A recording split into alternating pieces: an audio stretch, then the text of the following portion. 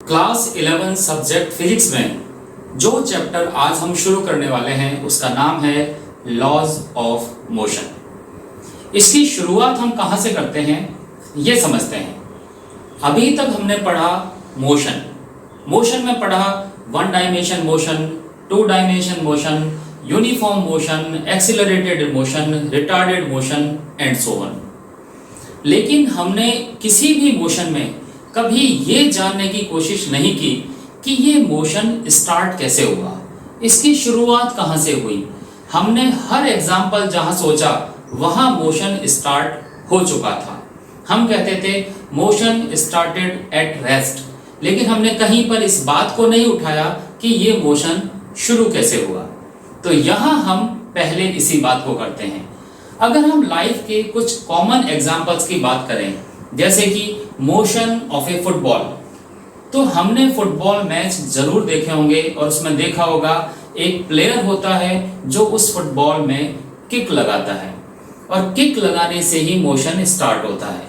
उसी तरह से हम बात करते हैं मोशन ऑफ लीव्स, पेड़ों में जो पत्तियां लगी रहती हैं या पानी में कोई ऑब्जेक्ट तैरता रहता है, उस मोशन का कारण है बाहर से चलने वाली हवाएं। उन हवाओं की वजह से उस पर एक फोर्स लगता है और उस फोर्स से ही एक मोशन स्टार्ट होता है। इसी तरह का एग्जांपल है मोशन ऑफ एन ऑब्जेक्ट और स्टोन। किसी पत्थर को फेंकते समय उस पत्थर को बेसिकली हम ही फेंकते हैं या कोई और पर्सन उसको फेंकता है, उसके बाद वो मोशन शुरू होता है। और इन्हीं सब एग्जांपल में हम ये बिल्कुल आसानी से समझ सकते हैं कि मोशन की शुरुआत करने के लिए बाहर से एक फोर्स लगाया जाता है, दैट इज एक्सटर्नल फोर्स। यहाँ पर इस बात को नोट करना, it is an external force, we are not calling it internal force. तो ये एक्सटर्नल फोर्स ही मोशन को स्टार्ट करता है। कुछ और एग्जाम्पल भी हम सोच सकते हैं, जैसे कि एक लोहे का कोई ऑब्जेक्ट हो और साथ में मैग्नेट हो, तो मैग्नेट उस आयरन ऑब्जेक्ट को अट्रैक्ट कर लेता है। इसी तरह से कोई ऑब्जेक्ट को अगर हम सिर्फ छोड़ दें, हमें इसको ना तो पुश करना है ना पुल करना है, सिर्फ ड्रॉप कर देना है, तो उसके बाद भी ऑब्जेक्ट मोशन स्टार्ट करता है और नीचे गिरना शुरू होता है। और यहाँ ये मोशन ग्रेविटेशनल अट्रैक्शन फोर्स की वजह से आता है। तो एक सिंपल स्टेटमेंट हम दे सकते हैं कि किसी भी तरह के मोशन को स्टार्ट करने के लिए एक एक्सटर्नल फोर्स की जरूरत होती है। और वो एक्सटर्नल फोर्स ऐसा भी हो सकता है कि ऑब्जेक्ट के कांटेक्ट में रहे और हमें नजर आए, और ऐसा भी हो सकता है कि वो कांटेक्ट लेस हो या हमें नजर नहीं आ रहा हो। तो यहाँ से हम इतना तो समझ सकते हैं, मोशन को स्टार्ट करना है तो एक एक्सटर्नल फोर्स की जरूरत पड़ती है। यहाँ एक सवाल हमारे दिमाग में पैदा हो सकता है, अगर आपके दिमाग में नहीं आया है तो भी हम उस सवाल को डिस्कस कर सकते हैं। और सवाल ये है, अगर ऑब्जेक्ट यूनिफॉर्म मोशन में हो, uniform motion means constant velocity, तो क्या ऐसे केस में भी कोई एक्सटर्नल फोर्स लगाने की जरूरत पड़ती है? और इस सवाल के जवाब पर हम आते हैं अपने नेक्स्ट टॉपिक पर, और नेक्स्ट टॉपिक है एरिस्टोटल फैलेसी। फैलेसी का मतलब है एक तरह का डाउट या कि कोई भ्रम। एरिस्टोटल हमारे एक दार्शनिक हुए थे, थिंकर या विचारक जिसे हम कहते हैं, उनसे ही ये शब्द रिलेटेड है।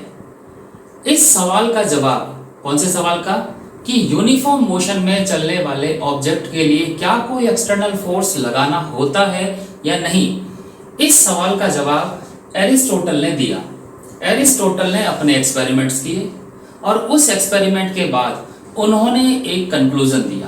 कंक्लूजन ये है कि अगर कोई ऑब्जेक्ट चल रहा है, जैसे उन्होंने एक एग्जांपल दिया था कि एक तीर को हमने चलाया। आपने तीर कमान देखे होंगे, रामायण और महाभारत के टाइम पर भी जिनका वर्णन मिलता था, उसमें से हमने रस्सी को खींचा और छोड़ दिया, तो जो तीर चलता है, तो एरिस्टोटल का कहना है उस तीर को चलने के लिए जो एयर है वो इसको पुश कर रही है, इस वजह से वो तीर चल रहा है। और उनका कंक्लूजन ये रहा कि किसी भी ऑब्जेक्ट को चलाने के लिए, चाहे वो यूनिफॉर्म मोशन में ही क्यों ना हो, उसको चलाने के लिए एक एक्सटर्नल फोर्स की जरूरत पड़ती है। यहां हमने लिखा है एरिस्टोटल के according an external force is required to keep a body in motion. हालांकि ये अलग बात है कि बाद में इस स्टेटमेंट को हमने रॉन्ग प्रूव कर दिया, मीन्स ये गलत है, इसको पढ़ने की अब हमें कोई ज़रूरत नहीं है। पर एक बात यहाँ सोचने की ज़रूर है, जब भी किसी ऑब्जेक्ट को हम ज़मीन पर लुढ़का देते हैं तो वो लगातार मोशन में नहीं रहती, वो रुक जाती है। इसी तरह से अगर हम साइकिल चलाते हैं या मोटरसाइकिल चलाते हैं या कोई और व्हीकल ड्राइव करते हैं तो उस केस में हम देखते हैं अगर हमने उसमें फोर्स लगाना बंद कर दिया है या फिर उसका इंजन ऑफ कर दिया है तो वो थोड़ी देर में ही रुक जाती है। तो उस हिसाब से तो ऐसा लगता है कि अगर हमें मोशन में उसको रखना है तो एक्सटर्नल फोर्स तो लगाना पड़ेगा, और ऐसा फील होने पर लगता है कि एरिस्टोटल का ये कंक्लूजन सही है। लेकिन यहाँ पर एक पॉइंट है जो हम मिस कर रहे हैं। हम जानते हैं जमीन पर चलते हुए ऑब्जेक्ट में या हवा में चलते हुए ऑब्जेक्ट में या किसी भी मीडियम में जब कोई ऑब्जेक्ट चलता है तो उस पर मीडियम का एक फोर्स काम करता है जिसको फ्रिक्शन फोर्स बोलते हैं, जिसके अलग अलग जगह पर अलग अलग नाम हो सकते हैं। वो फ्रिक्शन फोर्स उसके मोशन को रोकता है, और अगर हमें उस ऑब्जेक्ट को मोशन में रखना है तो उस फ्रिक्शन फोर्स के इक्विवेलेंट हमें दूसरा फोर्स अप्लाई करना पड़ेगा। तो यहाँ पर ये कंक्लूजन कह सकते हैं कि जिस एक्सटर्नल फोर्स को हम लगा रहे हैं वो एक्चुअली मोशन के लिए नहीं है, वो उस एक्सटर्नल फोर्स के लिए है जो उस मोशन को अपोज करने की कोशिश कर रहा है। तो यहाँ पर हम कह सकते हैं एरिस्टोटल का ये जो सेंटेंस है ये रॉन्ग है। ये फोर्स एक्चुअली मोशन को मेंटेन करने के लिए नहीं है, ये फोर्स उन फोर्स की वजह से है जो मोशन में रुकावट है। तो ये है एरिस्टोटल फैलेसी। और इस क्वेश्चन का सही आंसर, किस क्वेश्चन का, कि यूनिफॉर्म मोशन में चलते हुए ऑब्जेक्ट के लिए क्या कोई एक्सटर्नल फोर्स चाहिए, इसका सही आंसर गैलीलियो ने दिया। और गैलीलियो ने यह बताया कि यूनिफॉर्म मोशन के लिए किसी तरह का कोई एक्सटर्नल फोर्स नहीं चाहिए। इसके बाद हम आते हैं तीसरे टॉपिक पर जिसका नाम है law of inertia. Law of inertia को समझने के लिए गैलीलियो नाम के एक साइंटिस्ट ने एक छोटा सा एक्सपेरिमेंट किया। क्या है वो एक्सपेरिमेंट, पहले उसको समझते हैं। इंक्लाइन प्लेन पर एक बॉल को गिराया। यहां हमने एक इंक्लाइन प्लेन पर बॉल को मूव कराने के 3 तरीके बना रखे हैं। पहला तरीका है इंक्लाइन प्लेन के ऊपर से उस बॉल को गिराया और ये ऑब्जर्व किया कि बॉल की स्पीड लगातार बढ़ती है। तो यहाँ पर गैलीलियो ने यह कंक्लूजन दिया कि ये मोशन एक एक्सेलरेटेड मोशन है। सेकंड केस में गैलीलियो ने क्या किया, उस इंक्लाइन प्लेन पर नीचे से ऊपर की तरफ उस बॉल पर फोर्स लगा के मोशन स्टार्ट किया और ये ऑब्जर्व किया कि इस बॉल की स्पीड लगातार डिक्रीज होती चली जाती है। मींस ये मोशन एक रिटार्डेशन मोशन है। और ये ऐसे एक्सपेरिमेंट हैं जिनको हम अपने कॉमन सेंस से भी समझ सकते हैं। इन इंक्लाइन प्लेन को बनाते समय ये ध्यान रखा गया कि इसमें फ्रिक्शन की वैल्यू मिनिमम हो, यानी कि बहुत कम फ्रिक्शन हो। और तीसरे केस में एक इंक्लाइन प्लेन ऐसा लिया गया जो कि हॉरिजॉन्टल है, ना तो इसमें इंक्लिनेशन है ना इसमें डिक्लिनेशन है। एक प्लेन सरफेस पर बॉल को लुढ़का दिया गया। तो इस केस में किसी तरह का एक्सेलरेशन या रिटार्डेशन ऑब्जर्व नहीं हुआ। तो यहाँ पर हम ये कह सकते हैं कि इस तरह के केस में एक्सेलरेशन है, यहाँ रिटार्डेशन है, और इस केस में ना कोई एक्सेलरेशन है ना कोई रिटार्डेशन है। मीन्स फ्रिक्शन अगर नहीं हो तो मोशन में किसी तरह का एक्सेलरेशन या रिटार्डेशन नहीं आता है। और ये था पहले एक्सपेरिमेंट का एक छोटा सा कंक्लूजन। उसके बाद एक दूसरा एक्सपेरिमेंट किया। दूसरे एक्सपेरिमेंट में डबल इंक्लाइन प्लेन इस्तेमाल किया, कुछ ऐसा। इस डबल इंक्लाइन प्लेन की खास बात है इसकी दोनों साइड सेम हाइट तक उठी हुई है। एक तरफ से इसमें बॉल को छोड़ा गया और फ्रिक्शन लेस सरफेस होने पर हमने देखा कि दूसरी साइड में जो बॉल है वो उतनी ही हाइट तक जाती है। अगर उतनी हाइट तक नहीं जाती तो उससे थोड़ा नीचे रह जाती है। लेकिन किसी भी केस में बॉल अपने इनिशियल पॉइंट के लेवल से ऊपर नहीं जाती है। फिर दोबारा क्या किया, इस इंक्लाइन प्लेन की दूसरी साइड को थोड़ा सा दूर कर दिया, यानी उसके झुकाव को कम कर दिया। तो झुकाव कम करने के बाद इस एक्सपेरिमेंट को किया गया तो वहां पर भी ये देखा कि बॉल फिर से उतनी ही हाइट पर पहुंच जाती है। लेकिन यहां हम समझ सकते हैं बॉल को उतनी हाइट तक जाने में ज्यादा डिस्टेंस ट्रेवल करनी पड़ेगी, क्योंकि उस हाइट तक पहुंचने के लिए अब जो झुकाव है वो दूर है। इस वजह से बॉल ज्यादा डिस्टेंस ट्रेवल करके उस पॉइंट तक पहुंचेगी। अब देखते हैं तीसरा केस। तीसरे केस में हम देख सकते हैं दूसरा वाला पार्ट उसको प्लेन बना दिया है। प्लेन बनाने का मतलब है, हम इसको मैथमेटिकल पॉइंट ऑफ व्यू से बोलें तो कुछ ऐसा कि इसकी वो हाइट इनफाइनाइट डिस्टेंस के बाद आएगी। तो ऐसे केस में अगर बॉल को छोड़ा जाता है तो ये हम जानते हैं बॉल उस हाइट तक तो जाएगी ही, जैसा कि शुरू के दो एक्सपेरिमेंट में हमने देखा। लेकिन यहाँ पर उस हाइट तक जाने के लिए बॉल को चलना पड़ेगा और ये बॉल इनफाइनाइट टाइम तक चलती रहेगी और उसके लिए ना किसी एक्सटर्नल फोर्स की जरूरत है, ना कोई मशीन उसमें लगाने की जरूरत है। तो यहाँ पर हम कह सकते हैं कि दूसरे पॉइंट पर पहुंचने तक बॉल का मोशन कंटिन्यूअस चलता रहेगा, उसके लिए किसी एक्सटर्नल फोर्स की जरूरत नहीं पड़ेगी, क्योंकि हमने यहाँ पर ये माना है कि ये इंक्लाइन प्लेन फ्रिक्शन लेस है। मीन्स इन पर लगने वाला कोई ऐसा फोर्स नहीं है जो इस बॉल के मोशन को रोक सके और उस पॉइंट तक पहुंचने के लिए ये अपने आप मूव करती रहेगी। तो इस पॉइंट से गैलीलियो ने एक कंक्लूजन दिया और वो कंक्लूजन ये था, चाहे रेस्ट की स्टेट हो चाहे यूनिफॉर्म मोशन की स्टेट हो, दोनों स्टेट सेम होती हैं।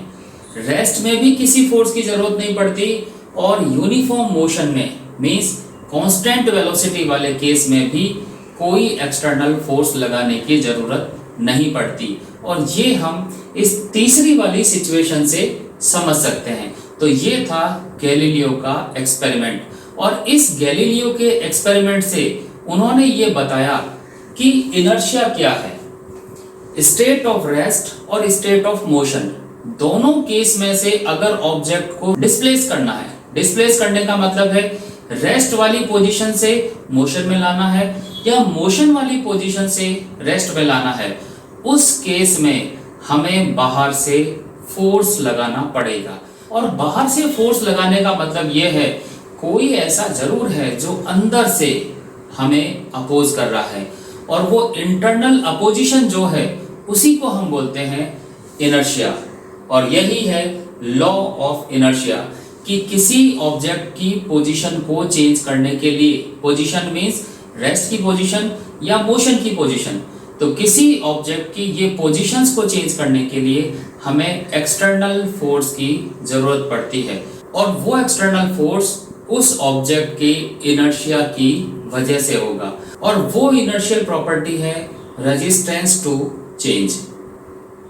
अब हम आते हैं नेक्स्ट टॉपिक पर जिसका नाम है Newton's first law of motion.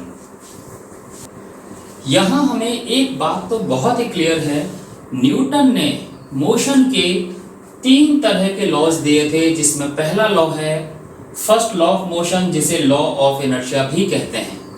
अभी हमने देखा था कि गैलीलियो ने अपने एक्सपेरिमेंट के बाद जो स्टेटमेंट दिया वैसा ही स्टेटमेंट न्यूटन ने अडॉप्ट किया और यहाँ से नई तरह की एक फिजिक्स स्टार्ट हुई जो कि लॉज ऑफ मोशन पर आधारित है, जिसमें पहला लॉ है न्यूटन्स फर्स्ट लॉ जिसे लॉ ऑफ इनर्शिया भी कहते हैं। और ये लॉ वही है जो गैलीलियो ने दिया था। मीन्स अगर कोई ऑब्जेक्ट स्टेट ऑफ रेस्ट में हो या state of uniform motion in straight line में हो तो वो उसी स्टेट में रहेगा जब तक कि उस पर एक एक्सटर्नल फोर्स ना अप्लाई हो जाए। और यही है Newton's first law of motion. इस लॉ को हम इस तरह से भी बोल सकते हैं, क्योंकि हम पढ़ चुके हैं एक्सेलरेशन और फोर्स का रिलेशन है F इक्वल टू ma। ये हम छोटी क्लास से पढ़ते आ रहे हैं। तो यहाँ पर दो तरह की सिचुएशन हमारे सामने है। अगर हम ये कहते हैं कि force is equal to 0 means कोई एक्सटर्नल फोर्स काम नहीं करता, उस केस में उस ऑब्जेक्ट का एक्सेलरेशन भी 0 होगा। एक्सेलरेशन 0 होने का मतलब है चेंज इन वेलोसिटी 0 होगी, मीन्स वेलोसिटी में चेंज नहीं होगा। और वेलोसिटी में चेंज नहीं होने के दो सिचुएशन हो सकते हैं कि या तो इनिशियल वेलोसिटी ही 0 है, मीन्स ऑब्जेक्ट रेस्ट में है, तो उस केस में ऑब्जेक्ट रेस्ट में ही रहेगा। लेकिन अगर उस ऑब्जेक्ट की वेलोसिटी 0 नहीं है, मीन्स उसकी स्पीड फिक्स है जो कि कांस्टेंट है, ऐसे केस में उसकी वही कांस्टेंट स्पीड कंटिन्यू रहेगी। तो पहला सिचुएशन, अगर फोर्स नहीं है तो एक्सेलरेशन भी नहीं होगा, और दो सिचुएशन होगी, या तो ऑब्जेक्ट रेस्ट में है तो रेस्ट में रहेगा, और अगर मोशन में है तो वो मोशन में ही रहेगा। दूसरी सिचुएशन है, अगर हम कहते हैं कि ऑब्जेक्ट पर एक्सेलरेशन नहीं है तो उस पर कोई भी फोर्स काम नहीं करेगा। इस सिचुएशन को भी थोड़ा सा समझते हैं।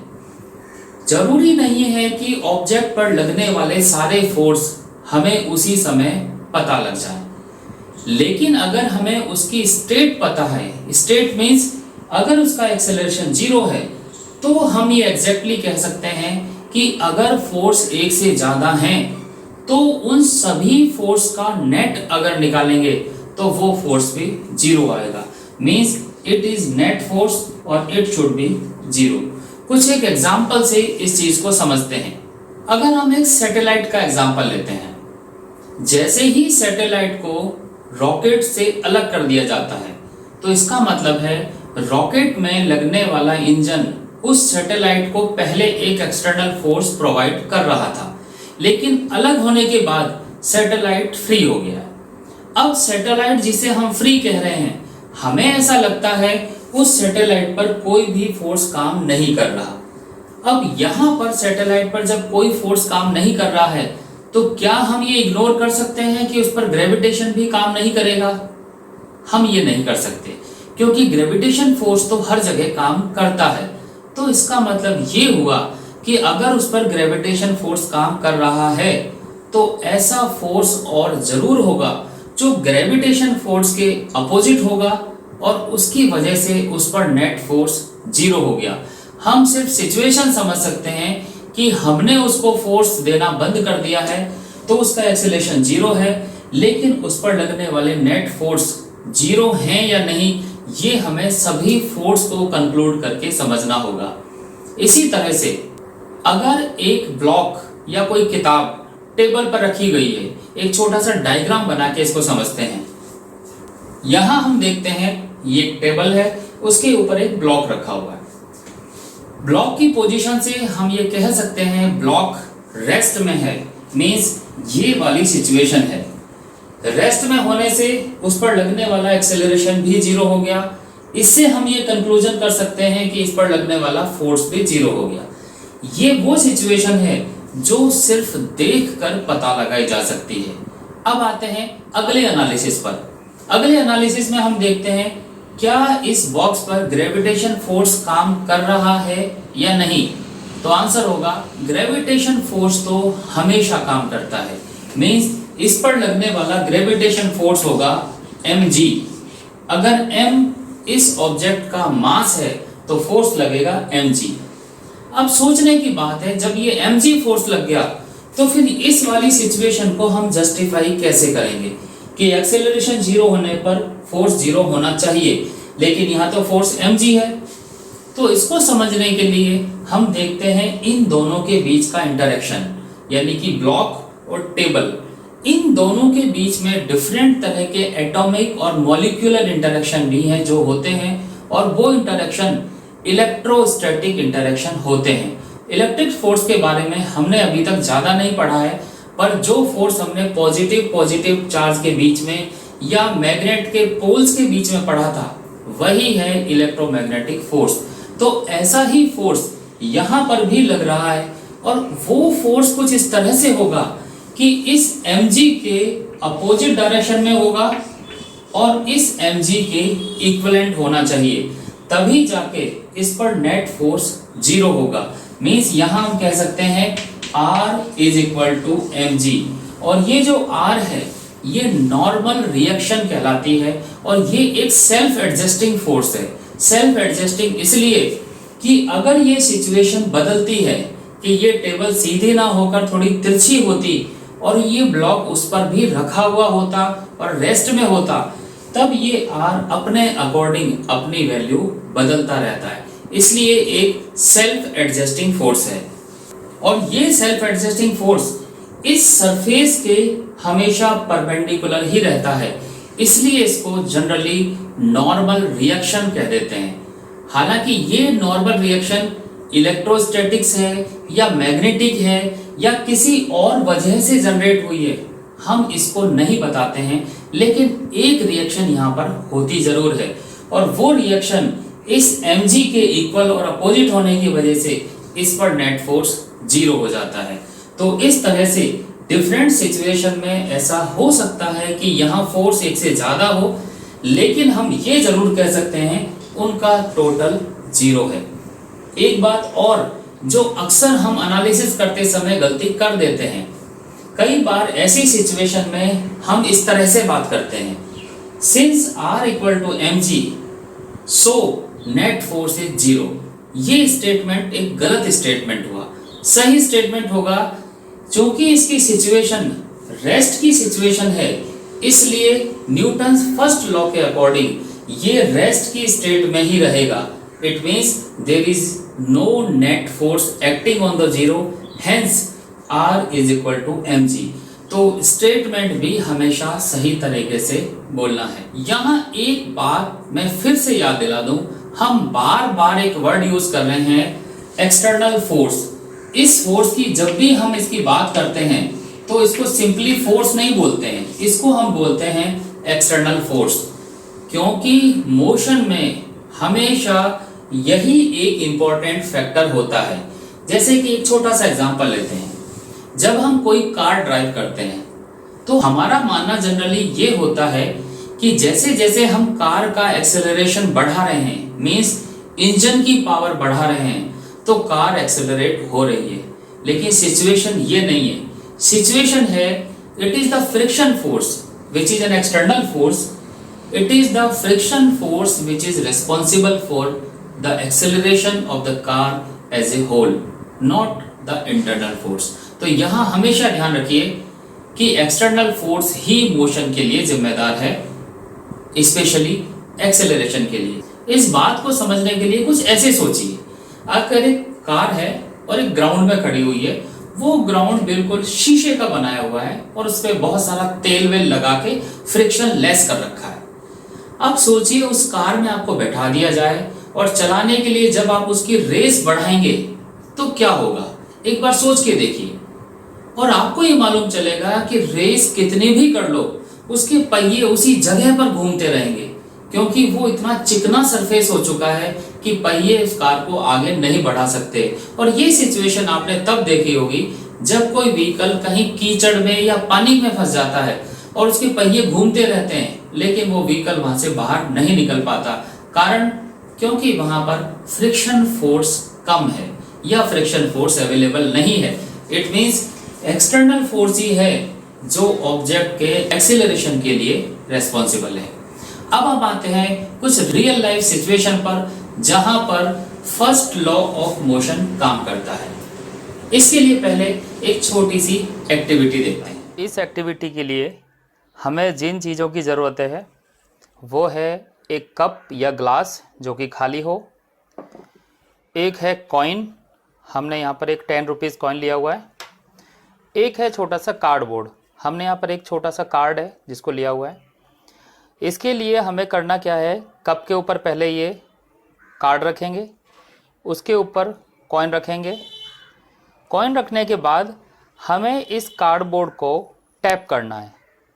कुछ इस तरह से करना है कि हम जो फोर्स लगाएंगे वो फोर्स इंस्टेंटली लगना चाहिए। इंस्टेंटली मीन्स एक झटके में लगना चाहिए, इस तरह नहीं कि धीरे धीरे हमने इसको सरकाया। एक झटके में इसको सरकाते हैं, तब देखते हैं कि क्या होता है।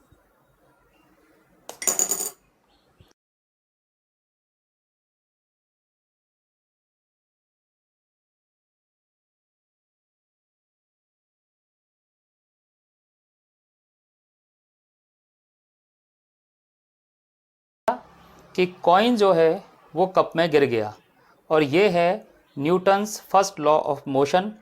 इसके अकॉर्डिंग जो कार्डबोर्ड और कॉइन, शुरू में दोनों ये स्टैटिक पोजीशन में थे।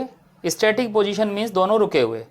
हमने जो फोर्स लगाया वो सिर्फ कार्डबोर्ड पर लगाया, तो कार्डबोर्ड पर फोर्स लगा, लेकिन 10 रुपये के सिक्के पर वो फोर्स नहीं लगा। तो न्यूटन के फर्स्ट लॉ से सिक्का रुका हुआ है तो अपनी पोजीशन में ही रहना चाहता है, मीन्स ये रुका हुआ ही रहना चाहता है। तो होता क्या है, जैसे ही इस पर फोर्स लगता है तो कॉइन अपनी जगह पर रहता है और इस तरह से कॉइन कप में गिर जाता है। तो जैसे ही हम इसको टैप करते हैं तो कॉइन कप में गिर जाता है। This is law of inertia. इस एक्टिविटी में आपने देखा जिन पर फोर्स लगाया गया वो बेसिकली 3 ऑब्जेक्ट हैं, एक है कप, एक है कार्डबोर्ड, एक है कॉइन। लेकिन जो फोर्स का पॉइंट ऑफ एक्शन है वो है सिर्फ कार्डबोर्ड। और न्यूटन्स लॉ के अकॉर्डिंग अगर कोई ऑब्जेक्ट रेस्ट में है तो वो रेस्ट में ही रहेगा। तो कप और कॉइन, इन दोनों पर हमने फोर्स नहीं लगाया, ये अपनी रेस्ट की पोजीशन में रहते हैं। नतीजा ये होता है वो सडन फोर्स इतनी फास्ट लगता है कि इनके बीच का फ्रिक्शन फोर्स इनके तीनों के कॉम्बिनेशन को इफेक्टिवली होल्ड नहीं कर पाता, और नतीजा कार्डबोर्ड बीच में से निकल जाता है और कॉइन वहीं रह जाता है, जो कि ग्रेविटेशन की वजह से नीचे गिर जाता है। इसी तरह से देखा होगा बस में अगर हम खड़े हैं और अचानक ड्राइवर चलती हुई बस का ब्रेक लगा देता है तो हम आगे की तरफ गिर जाते हैं, और अगर बस रुकी हुई है और उसको अचानक चला देते हैं तो हम पीछे की तरफ गिर जाते हैं। इसको भी समझने के लिए एक छोटी सी एक्टिविटी देखते हैं। इस एक्सपेरिमेंट के लिए हमें कुछ खास चीज़ों की ज़रूरत नहीं है। इसमें हमने एक पानी से भरी हुई कटोरी ले रखी है। अब इसको क्या करेंगे, हम इसको एक बार झटके से चलाएंगे। चलाने का तरीका ऐसा होगा जिस तरह से कि जब हम बस में या मेट्रो ट्रेन में बैठे हुए होते हैं और एक झटके से ट्रेन चलती है तो हम पीछे की तरफ गिरने लग जाते हैं। हमें बैलेंस बनाने के लिए कुछ चीज़ पकड़नी पड़ती है, तो वही हम यहाँ पर करने वाले हैं। इस कटोरी में पानी भरा हुआ है। पानी यूँ समझ सकते हैं कि हम पानी पैसेंजर हैं और ये जो कटोरी है ये बस या ट्रेन है। अब मैं एक झटके से इसको आगे चलाऊंगा, तब हम देखते हैं कि पानी पर क्या फ़र्क पड़ता है।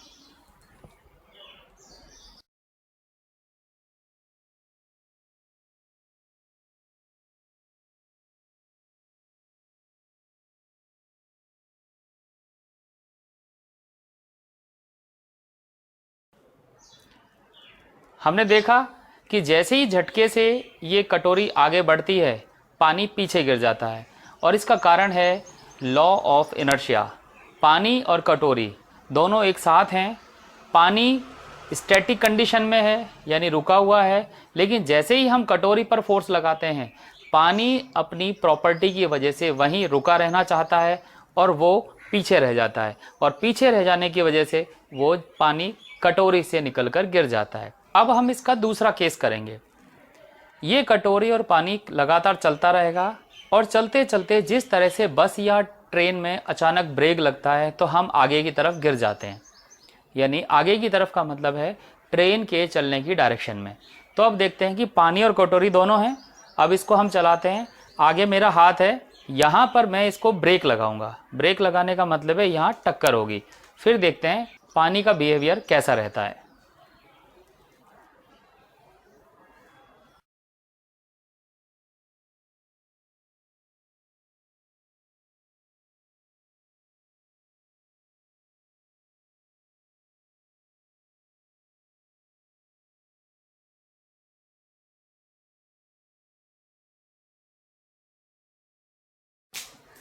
हम फिर से देखते हैं कि जैसे ही अचानक ब्रेक लगता है पानी आगे निकल जाता है। इस समय फिर से लॉ ऑफ इनर्शिया लगता है, और इसके अकॉर्डिंग इस समय पानी और ट्रेन दोनों मोशन में है।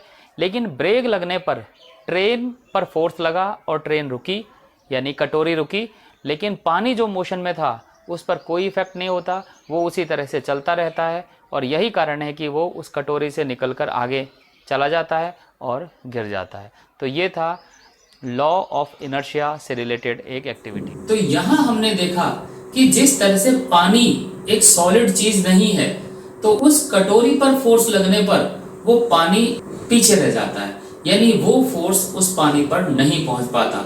इसी तरह से जब बस में हम खड़े होते हैं इस तरह से, तो हमारी जो बॉडी है ये एक रिजिड बॉडी नहीं है, it is a deformed body.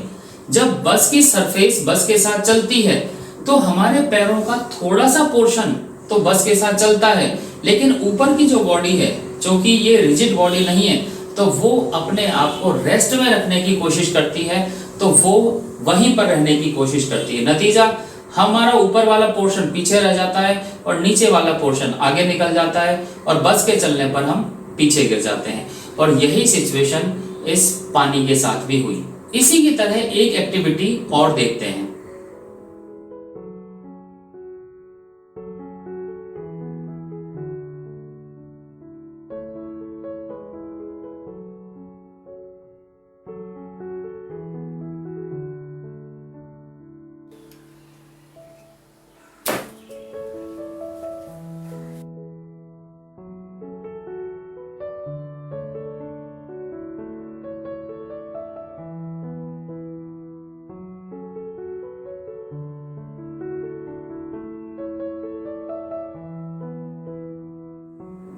इस एक्टिविटी में हमने देखा पानी से भरा हुआ जो कप है उसके नीचे हमने एक छोटा सा कार्ड लगाया हुआ है।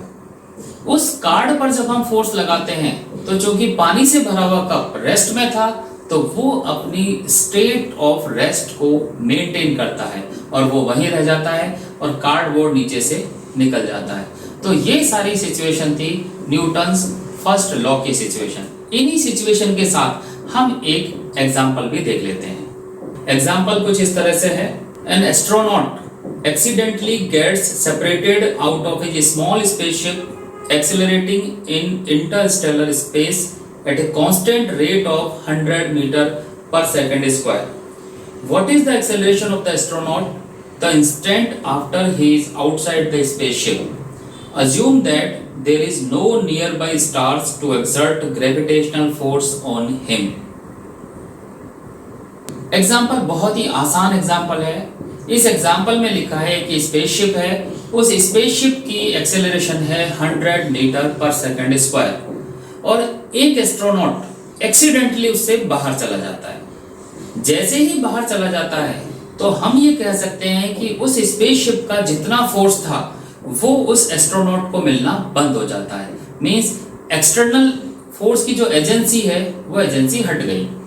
उसमें ये भी लिखा है कि इसके आसपास कोई स्टार नहीं है जो उस पर ग्रेविटेशन फोर्स लगा सके। मींस क्वेश्चन में ये कहने की कोशिश की गई है एक्सटर्नल फोर्स अब है ही नहीं। ऐसे में इस एस्ट्रोनॉट का क्या होगा? इसका एक्सेलरेशन हो जाएगा 0, क्योंकि अब कोई फोर्स नहीं काम कर रहा है। और रही बात इसके मोशन की, तो जितनी स्पीड से ये डिटैच हुआ है, मींस उस रॉकेट से हटते समय इसकी जो स्पीड थी और जो डायरेक्शन थी, वो स्पीड और डायरेक्शन मेंटेन रहेगी, वो कभी नहीं बदलेगा। मींस ये बिना इंजन के उतनी ही स्पीड से इनफाइनाइट टाइम तक चलता रहेगा जब तक कि इस पर कोई और एक्सटर्नल फोर्स काम नहीं करता। इनर्शिया को समझने के साथ ही हमें इनर्शिया के बारे में एक चीज और पढ़नी चाहिए, इनर्शिया एंड मास। हमने ये तो जान लिया कि हर ऑब्जेक्ट में एक प्रॉपर्टी होती है और वो प्रॉपर्टी है रेजिस्टेंस टू चेंज।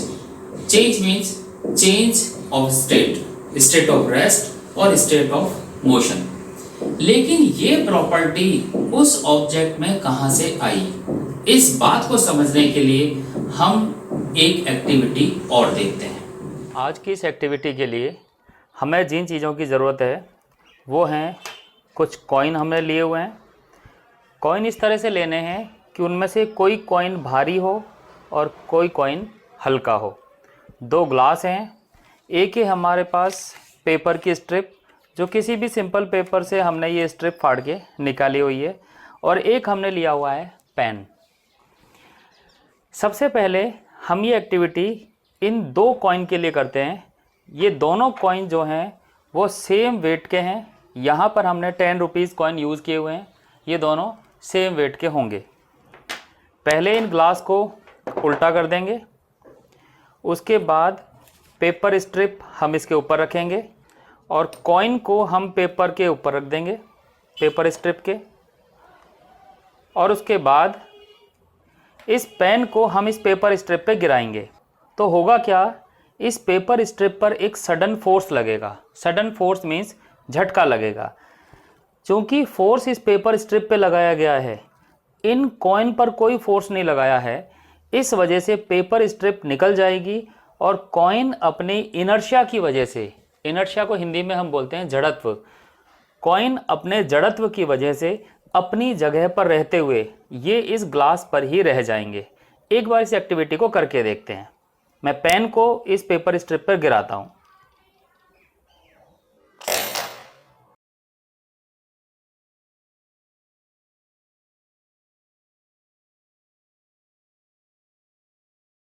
हमने देखा पेपर स्ट्रिप निकल चुकी है और कॉइन अपनी जगह पर एज इट इज़ हैं। इसका कारण है इन कॉइन का इनर्शिया यानी जड़त्व। ये कॉइन रेस्ट में थे तो ये रेस्ट में ही रहना चाहते हैं, इस वजह से ये यहीं पर रह गए। अब हम इस एक्टिविटी को वापस से करते हैं, लेकिन इस बार हम कॉइन अलग अलग लेंगे। एक कॉइन हमने लिया 10 रुपीज़ कॉइन जो कि थोड़ा हैवी है, और दूसरा कॉइन हमने लिया है 1 रुपये का सिक्का जो आप देख सकते हैं काफ़ी छोटा है और काफ़ी हल्का भी। इस एक्सपेरिमेंट को हम फिर से परफॉर्म करते हैं पेन इसके ऊपर गिराने पर।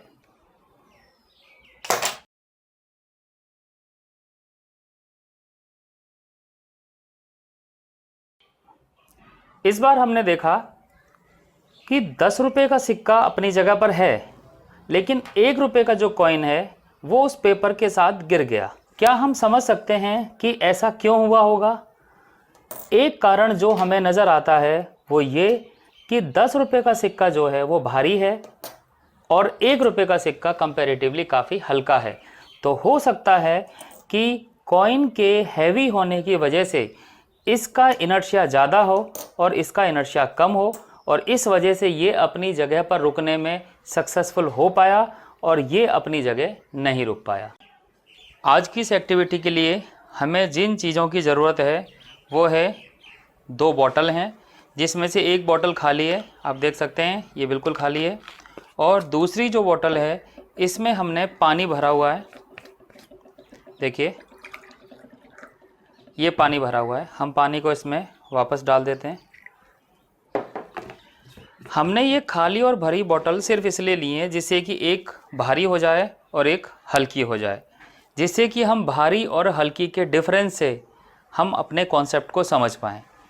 एक है हमारे पास कपड़ा, इस कपड़े को पहले हम इसको बिछा देते हैं और उसके ऊपर हम इन दोनों बोतल को रख देते हैं। अब इस कपड़े को हम एक झटके से खींचेंगे और हम ये देखेंगे इन बोतल पर उस झटके का क्या फ़र्क पड़ता है। ये ध्यान रखना है कि हमें इनको खींचना है, लेकिन धीरे धीरे नहीं खींचना है। धीरे धीरे खींचेंगे तो इस तरह से ये बोतल कपड़े के साथ चलेंगी, लेकिन हमें एक सडन फोर्स इस पर अप्लाई करना है। फोर्स अप्लाई करते हैं।